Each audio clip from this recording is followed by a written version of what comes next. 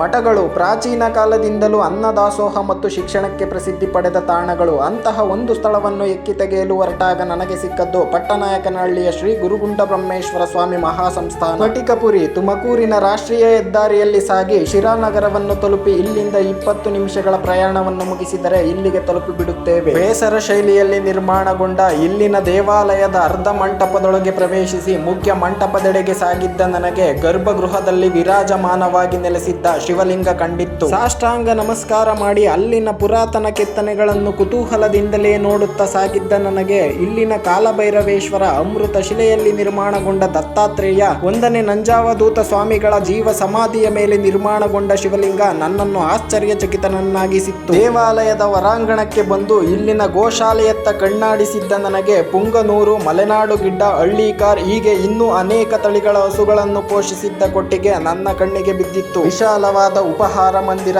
ಕರ್ನಾಟಕದಲ್ಲೇ 2ನೇ ಅತಿ ದೊಡ್ಡ ಕಲ್ಲುಗಾಲಿಗಳನ್ನು ಹೊಂದಿರುವ ರಥಗಾಲಿಗಳು ಇಲ್ಲಿನ ಹಿರಿಮೆಗೆ ಮತ್ತೊಂದು ಗರಿ ಎಂಬಂತೆ ಕಂಡಿದ್ದವು. ಕಾಲಗರ್ಭದಲ್ಲಿ ಕಣ್ಮರೆಯಾದ ಇಲ್ಲಿನ ಇನ್ನೂ ಅದೆಷ್ಟೋ ಗತವೈಭವಗಳನ್ನು ನೆನೆಯುತ್ತಾ ಇಲ್ಲಿಂದ ಮುಂದೆ ಸಾಗಿದ್ದವು ನನ್ನ ಹೆಜ್ಜೆಗಳು.